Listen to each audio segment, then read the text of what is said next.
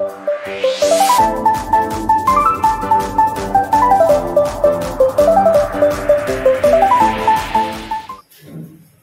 kami Tuhan, kami siapkan hati dan pikiran kami untuk mendengarkan firman-Mu ya Tuhan. Berbicaralah kepada kami ya Tuhan secara pribadi, menguatkan kami, meneguhkan kami, menolong kami dalam firman yang kami dengarkan ya Tuhan. Biarlah nama Tuhan dipuji dimuliakan. Pakai hamba-Mu ya Bapa, supaya kuasa Allah bekerja di tengah-tengah kami, memberkati kami semua. Berbicaralah kepada kami ya Tuhan. Kami naikkan doa kami dan waktu ini kami serahkan dalam tangan-Mu di dalam nama Tuhan Yesus Kristus. Haleluya. Amin. Selamat pagi semuanya. Salam. Puji nama Tuhan. Saudara-saudara dikasih Tuhan, hari ini kita bersama-sama belajar firman Tuhan untuk bertumbuh di dalam keimanan kita kepada Kristus ya. Hari ini kita temanya belajar dari iman Habel ya. Belajar dari iman Habel. Apa sih iman itu buat kita ya? Apakah iman itu? Tentunya kita punya jawaban. Oh, iman itu adalah percaya. Ya kan? Iman adalah percaya. Kita disebut sebagai orang yang beriman tentunya ya, karena kita percaya kepada Yesus. Kita beriman kepada Yesus, kita percaya kepada Yesus sebagai Tuhan dan Juru Selamat kita. Ibrani pasal 11 memberikan definisi tentang iman dan juga mendaftarkan nama-nama ya orang-orang beriman. Ayat 1 definisinya disebutkan, iman adalah dasar dari segala sesuatu yang kita harapkan dan bukti dari segala sesuatu yang tidak kita lihat. Lalu di sana disebutkan ada saksi-saksi iman. Bagaimana orang-orang tersebut hidup beriman. Nah, dari daftar ini kita belajar hidup bagaimana orang yang beriman itu. Dan Habel meskipun hidupnya sebentar, imannya dijadikan sebagai teladan. Habel sebentar ya. Waktu itu dia bersama kakaknya Kain, bersama orang tuanya, lalu kemudian ya masih muda saya rasa dibunuh oleh kakaknya Kain. Hidupnya cuma sebentar. Nah, tetapi kita lihat di sini bahwa Habel mati oleh karena imannya. Luar biasa. Oleh karena percayanya kepada Allah, oleh karena imannya kepada Allah, oleh karena imannya di dalam hidupnya dia tunjukkan mempersembahkan yang terbaik kepada Tuhan, maka kakaknya menjadi iri hati dan kemudian membunuhnya. Kita akan bersama-sama membuka Ibrani pasal 11 ayat yang keempat. Ibrani 11 ayat yang keempat, mari kita baca sama-sama satu ayat ini ya. Bersama-sama 1, 2, 3. Karena iman Habel telah mempersembahkan kepada Allah korban yang lebih baik daripada korban Kain. Dengan cara itu ia memperoleh kesaksian kepadanya bahwa ia benar, karena Allah berkenan akan persembahannya itu. Dan karena iman ia masih berbicara sesudah ia mati. Amin. Haleluya. Luar biasa. Alkitab mencatatnya. Habel yang memberikan yang terbaik kepada Tuhan dicatat sebagai pahlawan iman, saksi iman. Karena iman Habel telah mempersembahkan kepada Allah korban yang lebih baik daripada korban Kain. Dengan jalan itu yang memberi kesaksian kepada bahwa ia benar. Catat itu. Karena Allah berkenan akan persembahan itu, dan karena iman ia masih berbicara sesudah ia mati. Saudara-saudara, apakah yang kita pelajari dari iman Habel ini? Dari ayat ini kita belajar 3 hal dari iman Habel. Yang pertama, Yang kita ingat, orang beriman memberikan yang terbaik. Perhatikan di sana dikatakan karena iman Habel telah mempersembahkan kepada Allah korban yang lebih baik daripada korban lain. Inilah ciri-ciri atau tanda orang yang beriman kepada Allah. Dia selalu memberikan yang terbaik kepada Tuhan. Orang yang beriman kepada Tuhan tidak akan memberikan asal-asalan kepada Tuhan. Orang yang beriman kepada Tuhan akan memberikan yang terbaik yang dia punyai kepada Tuhan. Itulah yang kita lihat di dalam diri seorang Habel. Dia tidak asal memberi. Dia tidak asal melakukan sesuatu kepada Tuhan. Kita juga harusnya sebagai orang yang beriman kepada Tuhan, kita pikirkan baik-baik. Kita pilih yang terbaik. Memang kedua orang ini pilih-pilih. Kain pilih yang kurang baik. Habel memilih yang terbaik. Sama-sama pilih. Ya kan? Nah kita juga begitu, ketika kita datang kepada Tuhan, apa yang kita pilih? Apakah kita memilih yang terbaik ini atau yang kurang baik? Lalu kita sayang ini, lebih baik yang ini aja, supaya kita merasa yang baik ini buat saya, yang ini yang penting ada persembahan buat Tuhan. Kira-kira seperti itu. Kita lihat pelajaran persembahan keduanya. Kain di dalam ayat Kejadian pasal 4 ayat yang kedua ya. Ini kelihatan nggak? Kelihatan. Kejadian 4 ayat 2 dikatakan, setelah beberapa waktu lamanya, maka Kain mempersembahkan sebagian dari hasil tanah itu kepada Tuhan sebagai korban persembahan. Rupanya di sini menunjukkan bahwa Kain memilah-milah sebagian hal yang merasa ya yang kurang menguntungkan bagi dia. Ya. Jadi kita perhatikan di sini Kain memilih, tetapi tidak memikirkan apa sih yang terbaik buat Tuhan. Kain memang dia seorang petani, Habel dia seorang pemelihara domba, ya. Tetapi Kain memilih-milih, kemudian mempersembahkan sebagian hasil tanah kepada Tuhan sebagai korban.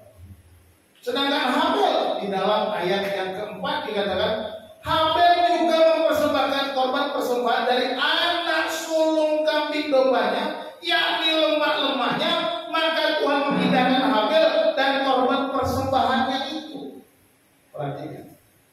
Tuhan berkenan kepada Habel karena Habel memilih anak sulung kambing dombanya, lemak-lemaknya dia persembahkan. Ini bagian Tuhan, ada yang terbaik. Anak sulung kambing domba, buah sulungnya dia berikan kepada Tuhan. Apakah persembahan dari tanah tidak diperkenankan? Ya kalau Kain memang dia pekerjaannya seorang ladang, ya tentunya Tuhan berkenan. Tetapi kalau dia menghasilkan buah sulung dari kebunnya, dia berikan kepada Tuhan yang terbaik, maka Tuhan berkenan. Tetapi dia tidak melakukan itu. Habel memilih buah sulung dari kambing dombanya, yang gemuk, yang tambun, bukan yang tambunan, yang tambun saja. Yang gemuk-gemuk, yang ada lemak-lemaknya, dipersembahkan kepada, dan dikatakan, maka Tuhan mengindahkan Habel dan korban persembahannya itu. Jadi rupanya kunci kegagalan Kain itu terlihat dari karakternya ya. Kita akan melihat karakter Kain itu. Karakter Kain yang pertama-tama itu temperamental. Dia seorang yang temperamental. Ayat 5 di dalam Kejadian, tetapi Kain dan korban persembahan tidak diindahkannya lalu. Hati Kain menjadi sangat panas dan mukanya muram. Ini temperamental.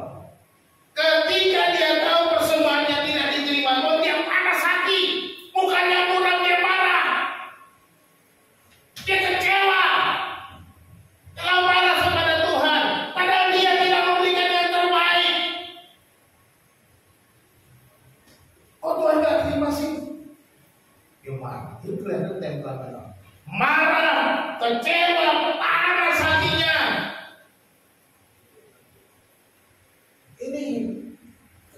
yang membuat sebenarnya mengapa Kain salah dalam memberi. Orang yang penuh hatinya dengan ingin puji-pujian, ingin dihargai. Memang kita perlu dihargai, ingin dipuji. Tetapi saudaraku, jangan mencari puji-pujian. Kalau engkau memberi, berilah kepada Tuhan, jangan cari pujian.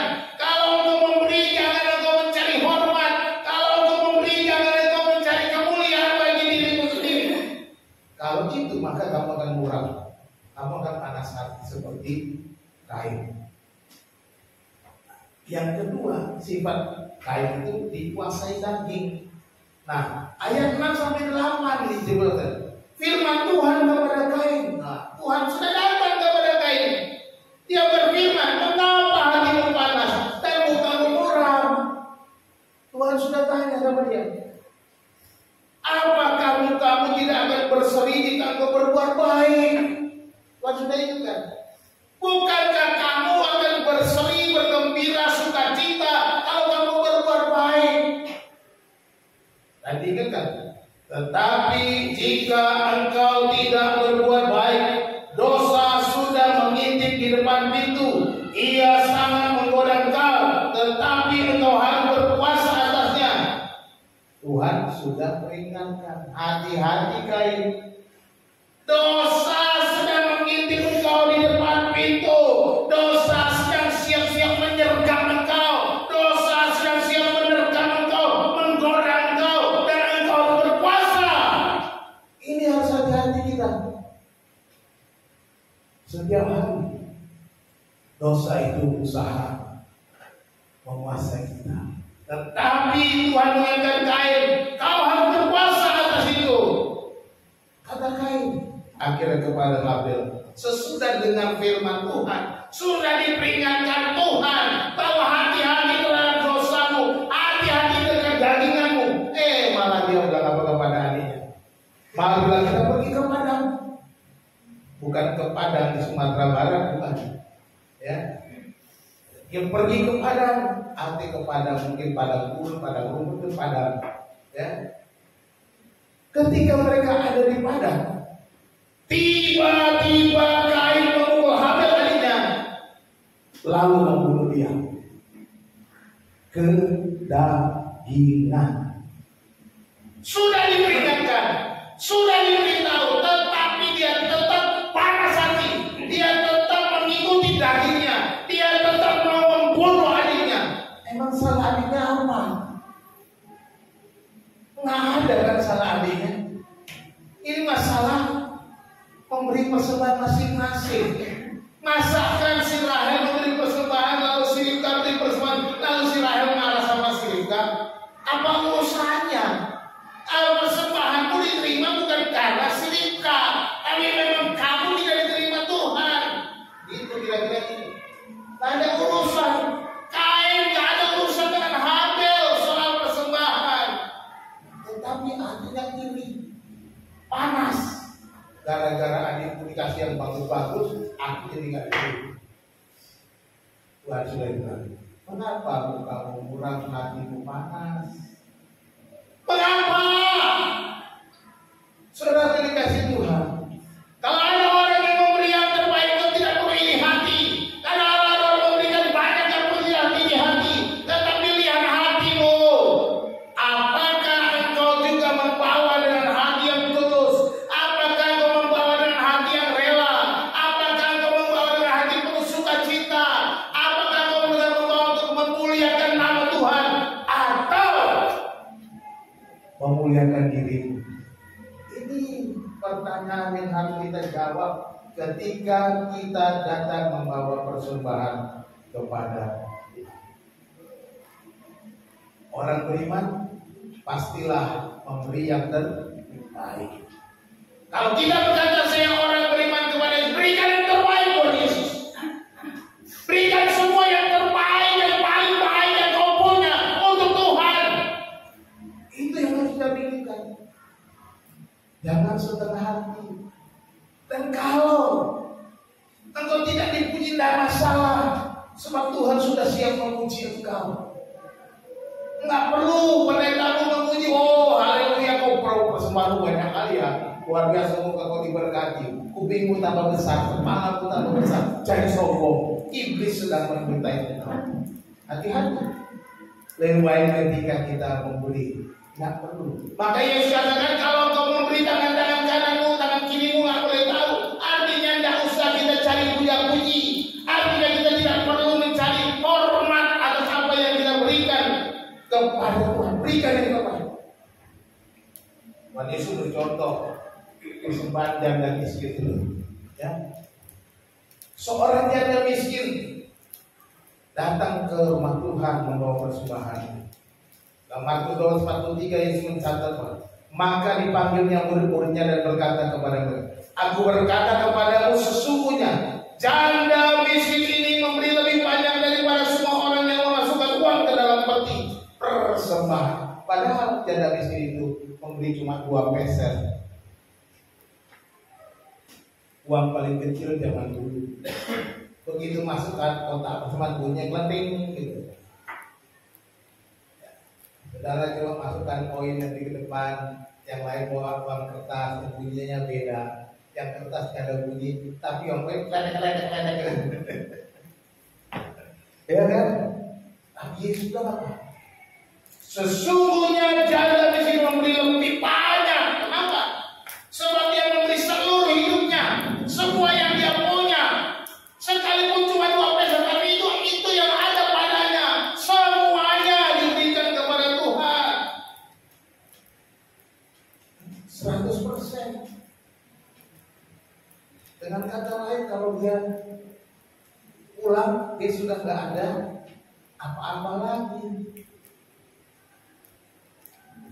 Tetapi saya percaya dan sangat percaya, karena Yesus melihat perbuatannya, karena Yesus melihat hatinya, karena Yesus melihat tindakannya, karena melihat aksinya di hadapan Yesus sendiri, di hadapan orang banyak. Dia tidak mencari puja-puji, dia hanya mau memberikan apa yang dia punya.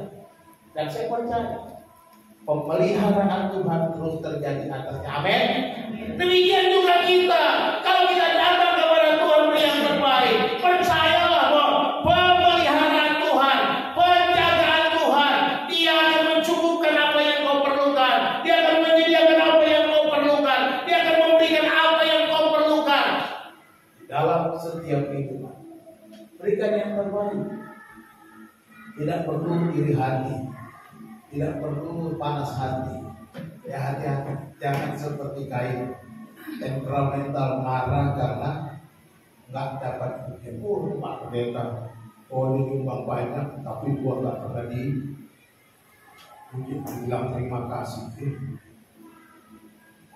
Masuk ke gereja itu lagi, ya sudah malas aja apa-apa. Saya nggak rugi kok kalau saudara malas ke gereja lagi. Yang rugi saudara. Saudara mau pergi ke gereja yang suka puja-puji, saudara silakan. Nanti saudara dipuja-puji sana besar kepala sombong. Ya. Jadi jangan dihati puji-pujian dari manusia. Ya, perempuan itu tidak dicari pujian dari, tapi Yesus tahu dan Yesus mau dipuji orang, apa mau dipuji Tuhan? Tentunya mau puji Tuhan. Tuhan yang melihat kita dan Tuhan bilang, kau setia, hambaku yang baik. Itu dia yang harus.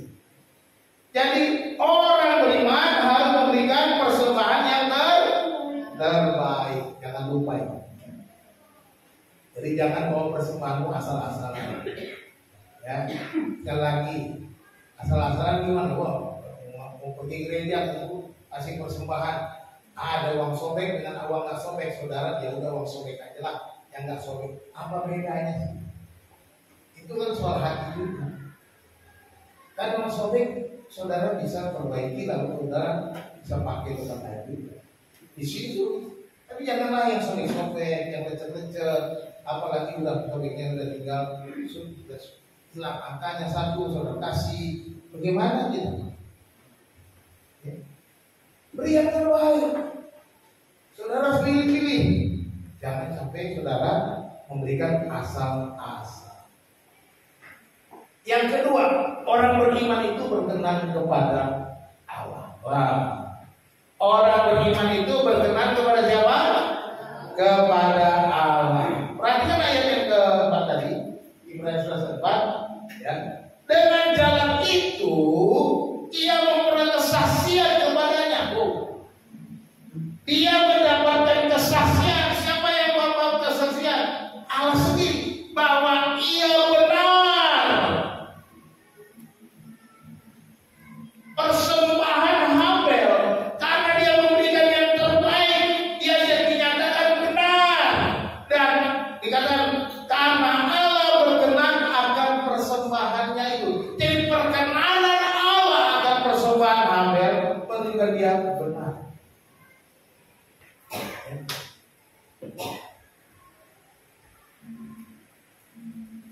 Ini sebenarnya kata yang digunakan, kata dengan jalan itu yang berkesaksian lalu Allah berkenan, digunakan kata yang kata kerja atau akar kata yang sama. Marturimu, kalau bahasa kata benarnya marturia.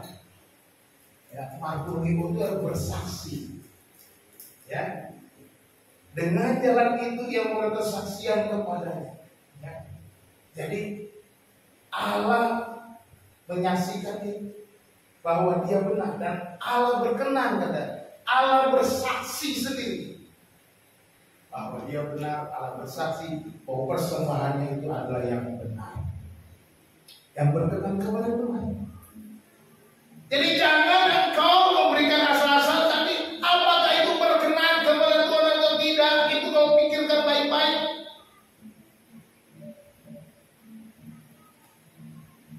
Ayat 6 dikatakan juga begini. Tetapi tanpa iman tidak mungkin orang berkenan kepada Allah. Tanpa iman tidak mungkin orang berkenan kepada Allah. Sebab barang siapa berpaling kepada Allah, yang percaya bahwa Allah ada dan bahwa Allah memberi upah kepada orang-orang yang sungguh-sungguh mencari Dia. Halo. Ketika kita datang mau persembahan, kita mau memberi atau mencari Tuhan? Saudara kita. Ini digambarkan bahwa Habel dia memberi persembahan bukan sekedar datang untuk memberi, tetapi dia datang untuk mencari Tuhan. Ya. Jadi ketika kita mau persembahan, kita mau cari Tuhan, Tuhan ini Tuhan aku datang. Dan itu yang berkenan, Tuhan memberi upah. Ya. Tuhan memberi upah kepada orang-orang yang mencari Dia dengan membawa segenap hati yang terbaik, persembahan yang terbaik kepadanya. Tuhan memberi upah kepada setiap orang. Itu janjinya. Sudah dijanjikan bahwa kita akan mendapatkan upah. Kursi saya mulai dulu. Jadi yang baik-baik. Nggak usah takut, nggak usah khawatir, Pak. Kalau saya kasih persembahan, saya sendiri aja masih kekurangan, Pak. Nggak perlu khawatir. Ada janji Tuhan yang berkata Dia akan memberikan upah kepada orang-orang yang sungguh-sungguh mencari Dia. Kita cari Tuhan sungguh-sungguh atau asal-asalan yang formalitas. Daripada nggak diulang, nggak ke gereja ya ke gereja. Daripada saya bengong-bengong di rumah ya ke gereja aja lah. Oh saya mau ketemu si A, si B, si C. No. Kita mau datang ke tempat ini karena kita mau mencari Tuhan dengan sungguh-sungguh. Supaya apa? Supaya Tuhan berkenan. Supaya Tuhan memberikan apa yang terbaik bagi kita. Dia memelihara hidup kita. Dia menjaga kita. Dia menolong kita. Dia memberikan yang kita perlukan. Katakan amin.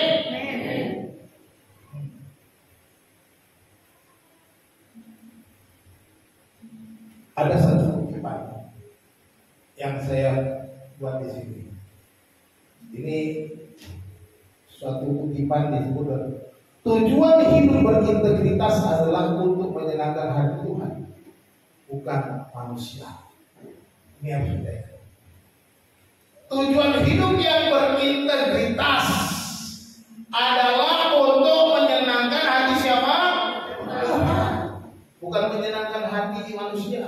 bukan menyenangkan hati pendetamu, bukan menyenangkan hati bapak ibumu, bukan itu. Yang pertama-tama menyenangkan hati Tuhan. Ketika kita menyenangkan hati Tuhan, kita menyenangkan orang lain. Amin. Tapi ketika kita menyenangkan Pak Pendeta, Tuhan juga dapat, tapi cuma menyenangkan Pak Pendeta. Kau bukan menyenangkan hati ya oke lah. Sudah kau dapat upahmu dari Pak Pendeta aja, bukan dari aku. Inilah orang yang berintegritas, orang beriman, menyenangkan hati. Ada lagu, ya lagu. Tuhan, ku mau menyenangkanmu. Tuhan, bentuklah hati ini jadi bejana untuk hormatmu, cemerlang bagai emas murni. Kita sering nyanyikan. Menyenangkanmu, senangkanmu, hanya itu kerinduanku. Menyenangkanmu, senangkanmu, hanya itu kerinduanku. Saudara dikasih Tuhan, jangan cuma jadi nyanyian, jadikan itu doamu, jadikan itu harapanmu, jadikan itu kesungguhan hatimu, jadikan nyanyian ini sungguh-sungguh menjadi bagian hidupmu integral dengan Tuhan, dan sungguh-sungguh di hadapan Tuhan mau menyenangkan Tuhan. Kalau kau kerja, kerjalah menyenangkan hati Tuhan, akan kau akan berhasil. Kalau kau sekolah, sekolahlah menyenangkan hati Tuhan. Kalau kau masak untuk keluargamu, masaklah menyenangkan hati Tuhan. Jadi jangan cuma tahu yang mengeluh. Lakukan segala sesuatunya untuk menyenangkan hati Tuhan. Jadi menyenangkan hati Tuhan itu bukan soal ke gereja saja, bukan soal membawa persoalan. Hidup kita menyenangkan hati Tuhan. Menyenangkan hati Tuhan. Inilah yang dikatakan kita disebut benar. Allah menyaksikan bahwa kita benar dengan kita berkenan kepada Tuhan. Nah, kalau kita sudah berkenan kepada Tuhan, artinya kita diterima oleh Tuhan. Ya? Kita diterima oleh Tuhan, berkenan kepada Tuhan. Yang ketiga, orang beriman memiliki hidup yang kekal. Ini yang ketiga. Orang beriman memiliki hidup yang kekal. Yang pertama, orang beriman memberi yang terbaik. Yang kedua, orang beriman hidupnya berkenan kepada Tuhan. Yang ketiga, orang beriman memiliki hidup yang kekal. Perhatikan di dalam ayat ini. Habel, Habel masih berbicara kepada Tuhan sesudah mati. Ya, karena iman, ia masih berbicara sesudah ia mati. Dicatat di sana. Sudah mati tapi masih bisa berbicara. Kenapa? Karena imannya. Dia memiliki hidup yang kekal. Dia punya koneksi langsung dengan Tuhan. Dia punya hubungan langsung dengan Tuhan. Kalau zaman dulu saya bilang, ya, ada iklan HP Nokia connecting people, ya kan? Nokia sudah hilang, nggak connecting people lagi karena kalah sama HP yang lain. Connecting people. Nah, saudara dikasih Tuhan, Habel terkonek langsung dengan Tuhan. Sekalipun dagingnya mati, tetapi dia masih bisa berbicara kepada Tuhan. Kejadian 4 ayat 10 dicatat di sana. Firman-Nya, apakah yang telah kau perbuat ini? Darah adikmu itu berteriak kepadaku dari tanah, kata Tuhan kepada Kain. Orang-orang beriman yang ada di dalam Yesus tidak ada kematian, katakan amin. Orang-orang beriman yang ada di dalam Yesus memiliki hidup yang kekal.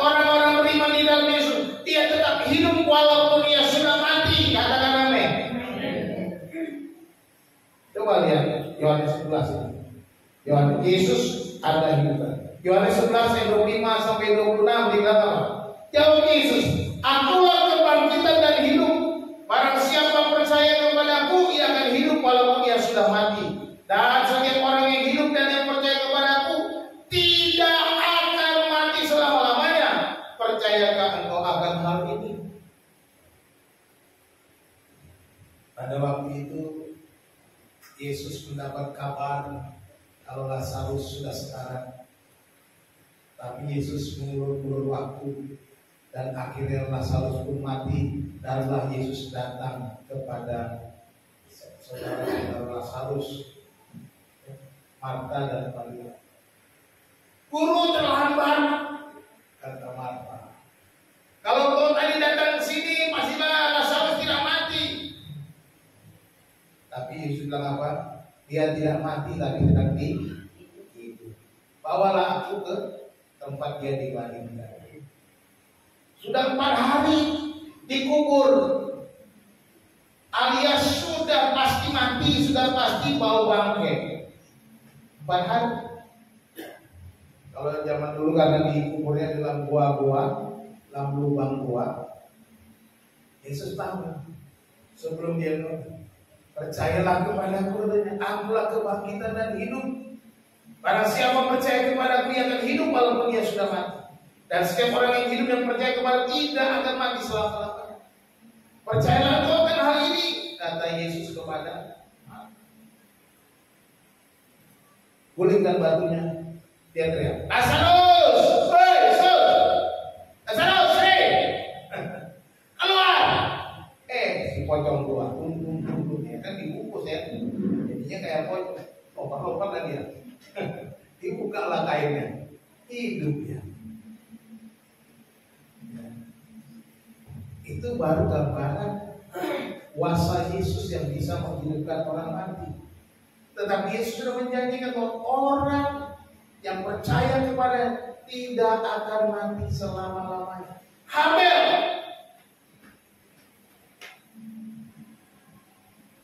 dia tidak mati selama-lamanya oleh karena imannya kepada Tuhan. Habel tidak mengalami kematian oleh sebab dia beriman kepada Tuhan. Jadi Habel bisa memiliki hidup yang kekal oleh karena imannya. Kita pun demikian juga. Kalau kita beriman kepada Yesus, maka kita memiliki hidup yang kekal. Yohanes 3 ayat 16 mengapa? Karena begitu besar kasih Allah akan dunia ini, sehingga Ia telah mengabaikan anaknya yang tunggal, supaya setiap orang yang percaya kepadanya tidak binasa, melainkan beroleh hidup yang kekal. Jelas sekali.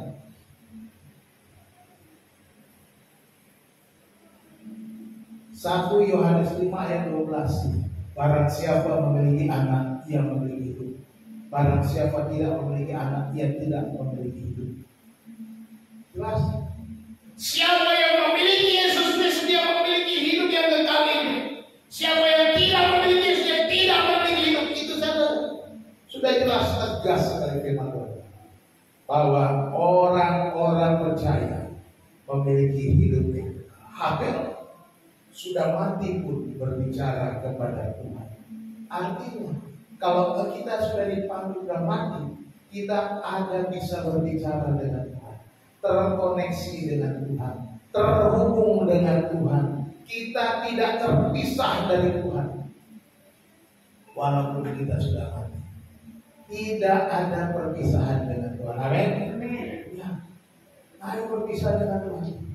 Jadi bersyukurlah kita bisa hidup percaya kepada Yesus yang sudah menyelamatkan kita. Kita patut bersyukur bagi Yesus mau mati bagi kita, menggantikan kita di kayu salib supaya kita mendapatkan pengampunan dosa.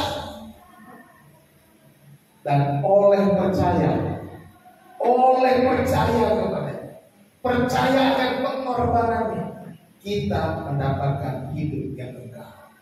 Bukan oleh karena perbuatan baikmu kita dalam hidup, bukan oleh karena persembahanmu kita mendapatkan hidup yang kekal, tetapi oleh karena iman, oleh karena percaya, maka kita memiliki hubungan yang tidak pernah putus dengan Tuhan.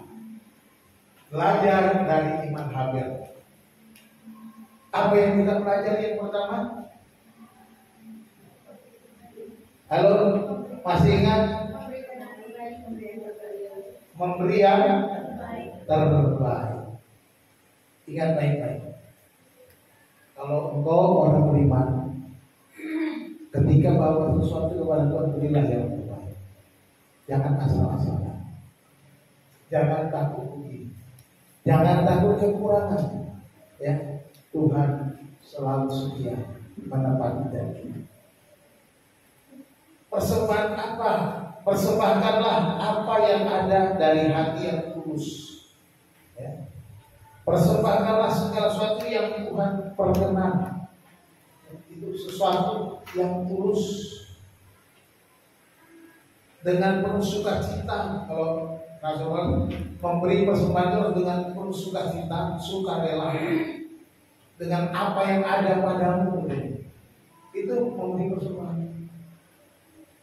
Jangan saudara kalau nggak ada persembahan, nggak ke gereja, Pak, maaf absen dulu. Kenapa? Saya nggak punya ongkos, Pak, saya nggak punya uang buat persembahan. Datang saja, bawa hatimu kepada Tuhan. Kalau perlu jalan kaki saja. Itu arti hati kita. Tuhan melihat. Dan saya percaya, kalau kita sudah punya niat mau memberi yang terbaik kepada Tuhan, Tuhan pasti menyediakannya. Amin. Percaya? Contohnya Abraham. Abraham ketika kalau persembahkan anakmu yang satu-satunya itu kepada Tuhan, dia pergi. Ketika dia udah tinggal jalan 3 hari, lalu udah mau naik ke atas, dia bilang kepada pembantunya, kalian tinggal sini, kami mau berdua mau beribadah kepada Tuhan. Perjalanan naik ke atas dulu, lalu anaknya tanya apa? Pak, di sini ada kayu dan api. Di mana anak dombanya, Pak? Apa kata Abraham? Tuhan menyediakan anak domba baginya. Tuhan menyediakan anak domba baginya. Tuhan menyediakan Yehova Jireh. Jadi kalau kita memberi yang terbaik dari hati kita, apa saja mau kita berikan, Tuhan sudah sediakan. Jadi mustahil saudara tidak bisa memberi. Kalau saudara punya niat memberi yang terbaik, Tuhan pasti sediakan. Itu tidak jelas. Saya sangat percaya. Jadi beri. Tapi kadang-kadang Tuhan sudah sediakan, kita makan sendiri. Nah ini dia repotnya manusia. Sudah disediakan Tuhan, sudah diberkati Tuhan, dihabiskan sendiri, lupa sama kebaikan Tuhan. Ini namanya kerakusan manusia. Belajarlah memberi yang terbaik. Yang kedua, berkenan kepada Allah. Orang beriman itu berkenan kepada Allah. Hidupnya hanya untuk apa? Menyenangkan hati Tuhan. Dan mari kita hidup untuk menyenangkan hati Tuhan. Kerja buat Tuhan selalu manisih.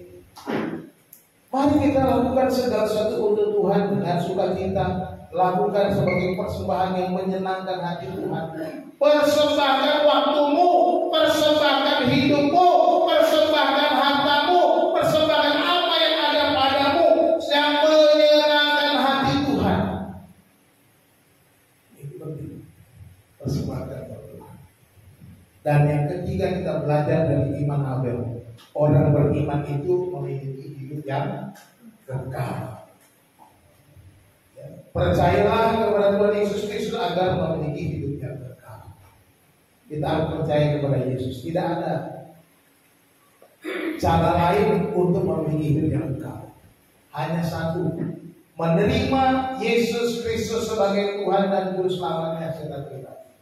Hanya satu-satunya cara memiliki hidup yang kekal, yaitu percaya kepada Yesus. Orang-orang di luar Yesus jelas dari kata-kata di Yohanes 3:16, yang percaya tidak binasa, melainkan beroleh hidup yang kekal. Artinya yang tidak percaya pasti binasa dan tidak memperoleh hidup yang kekal. Jelas kan? Hanya ada satu pilihan untuk mendapat itu, dengan percaya kepada Tuhan Yesus Kristus. Mari saudara-saudara dikasih Tuhan, belajar dari iman Habel ini. Kita terus berdoa. Kita terus memberi yang terbaik kepada Tuhan. Kita mau berkenan kepada Tuhan dan kita bersyukur karena Yesus sudah menebus kita, memberikan kita hidup yang kekal. Tuhan Yesus memberkati kita. Mari kita berdoa. Bapa di dalam surga, kami mengucap syukur kepada-Mu pada pagi hari ini untuk firman Tuhan. Kami belajar dari iman Habel ya Tuhan, di mana Engkau ya Tuhan sudah menyatakan Habel sebagai orang yang beriman karena dia memberikan yang terbaik dan apa yang dia perbuat menjadi berkenan kepada Allah, dan dia juga masih memiliki hidup ketika dia sudah mati, masih bisa berbicara kepada Tuhan, masih terhubung dengan Tuhan. Dan kami percaya Tuhan, sebagai orang yang beriman kepada-Mu, kami juga boleh memiliki yang sama. Beri kami kemampuan ya Tuhan, dan sikap hati yang berintegritas memberikan yang terbaik kepada Tuhan, menyenangkan hati Tuhan, dan kami bersyukur untuk semua perbuatan tangan kepada kami. Terima kasih Bapak. Terima kasih Tuhan untuk firman Tuhan pada pagi hari ini. Hamba-Mu berhenti berbicara ya Bapak. Roh Kudus biarlah Engkau terus berbicara kepada kami. Engkau menolong kami, Engkau mengingatkan kami di setiap langkah kami. Apapun yang kami kerjakan, sebagai pelajar kami belajar dengan baik, sebagai pekerja kami bekerja dengan baik, sebagai pengusaha kami pengusaha dengan baik, sebagai ibu rumah tangga kami menjadi ibu rumah tangga yang baik. Tuhan tolong kami memberikan yang terbaik hanya untuk Tuhan. Terima kasih Bapa, dalam nama Tuhan Yesus kami sudah berdoa dan bersyukur. Haleluya. Amin.